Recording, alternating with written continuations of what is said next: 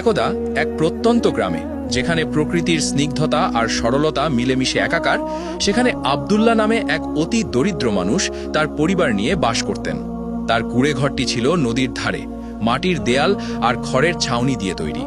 অভাবের ছাপ স্পষ্ট, কিন্তু সেখানে ছিল এক গভীর শান্তি। এই শান্তির মূল কারণ ছিলেন আব্দুল্লাহর স্ত্রী মালিহা, যিনি ছিলেন তার জীবনের প্রতিটি সংগ্রামে ধৈর্যশীল সঙ্গী এবং তার ঈমানের প্রতিচ্ছবি। মালিহা তার স্বামীর মতো একই তাকুয়া ও কানাত অর্থাৎ সন্তুষ্টি নিয়ে সংসার পরিচালনা করতেন।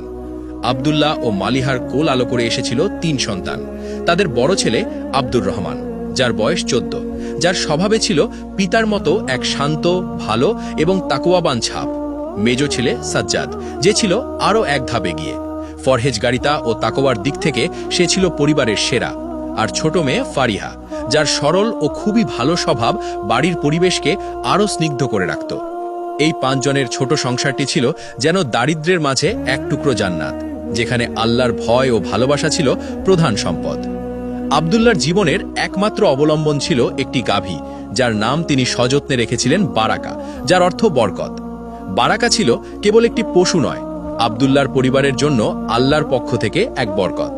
প্রতিদিন ভোরে আব্দুল্লাহ নিজ হাতে বারাকার দুধ দহন করতেন। সেই দুধ বিক্রি করেই তাদের পরিবারের অন্ন সংস্থান হতো। মালিহা সেই সামান্য আয় থেকেই হিসেব করে সংসার চালাতেন, আর বড় 2 ছেলে আব্দুর রহমান ও সাজ্জাদ ছোটবেলা থেকেই পিতার কাজে সাহায্য করত। ফারিহা বারাকাকে যত্ন করত এবং মায়ের সাথে ঘরের কাজে হাত লাগাত। দুধের সেই সামান্য আয় দিয়েই চলত তাদের সংসার, কিন্তু আব্দুল্লাহর মুখে কখনো অভিযোগের রেখা দেখা যেত না। তিনি ছিলেন তাকওয়াবান, অর্থাৎ আল্লাহ ভীরু এবং ঈমানদার। তার ঈমান ছিল পাহাড়ের মতো অটল। তিনি বিশ্বাস করতেন রিজিক কেবল আল্লাহর হাতেই, এবং তিনি যা দেন তাতেই কল্যাণ নিহিত। আব্দুল্লাহর এই গভীর কানাত অর্থাৎ সন্তুষ্টি তাকে গ্রামের সবার কাছে শ্রদ্ধার পাত্র করে তুলেছিল। অভাবের তাড়না তাকে কখনো কৃপণ বা স্বার্থপর করে তোলেনি, বরং তার তাকওয়া তাকে শিখিয়েছিল প্রতিবেশীর হক আগে। যেদিন বারাকা একটু বেশি দুধ দিত, সেদিন তিনি সেই দুধের কিছুটা অংশ গরিব প্রতিবেশীর ঘরে পৌঁছে দিতেন। এই কাজে তার স্ত্রী মালিহা ও সন্তানরাও সনান্দে তাকে সাহায্য করত। কেউ অসুস্থ হলে তিনি নিজের কাজ ফেলে তাদের সেবা করতেন। তাদের এই নিঃস্বার্থ ভালো কাজগুলো ছিল নীরবে, লোকচক্ষুর আড়ালে, কেবল আল্লাহর সন্তুষ্টির জন্য। আব্দুল্লাহর জীবন ছিল সরল, কিন্তু তার ঈমান ছিল বহু ধনসম্পদের চেয়েও মূল্যবান।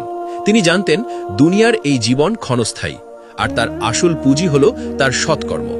এই বিশ্বাসই তাকে চরম দারিদ্র্যের মধ্যেও এক অনাবিল শান্তি এনে দিয়েছিল। কিন্তু তিনি জানতেন না, তার এই গভীর ঈমান ও ধৈর্যের পরীক্ষা নিতেই খুব শীঘ্রই এক কঠিন সময় তার জীবনে আসতে চলেছে। আব্দুল্লাহর জীবনে হঠাৎ নেমে এলো ঘোর অন্ধকার। সেই অন্ধকার ছিল ভোরের আলোর মতো স্পষ্ট, কিন্তু তার চেয়েও শীতল ও ভয়ঙ্কর।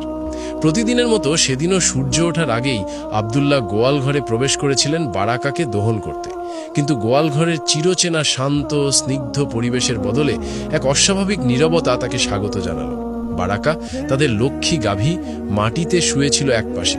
তার বিশাল শরীরটা যেন নিথর, প্রাণহীন। প্রথমেই আব্দুল্লাহর চোখে পড়ল বারাকার চোখ দুটি। সেখানে নেই সেই পরিচিত দীপ্তি, বরং এক গভীর ক্লান্তিকর শূন্যতা। গাভীটি তার প্রিয় খড়কুটো স্পর্শও করেনি, যা দেখে আব্দুল্লাহর বুক কেঁপে উঠল। কাছে গিয়ে দেখেন বারাকার কপাল অস্বাভাবিক গরম, নিঃশ্বাস পড়ছে দ্রুত ও কষ্টকরভাবে। সবচেয়ে ভয়াবহ দৃশ্যটি ছিল তার ওলান, যা প্রতিদিন সকালে দুধে টই টম্বুর থাকত, তা আজ শুকনো, চুপসে যাওয়া। দুধের একটি ফোঁটাও আর ঝরছে না। তাদের রিজিকের মূল স্রোতধারা যেন হঠাৎ করেই শুকিয়ে গেল। আব্দুল্লাহর হাত পা ঠান্ডা হয়ে এলো। বারাকা শুধু একটি গাভী ছিল না, সে ছিল তাদের পরিবারের একজন সদস্য, তাদের অর্থনৈতিক মেরুদণ্ড। তার অসুস্থতা মানে শুধু দুধের অভাব নয়, এর অর্থ নিশ্চিত দারিদ্র্যের হাতছানি।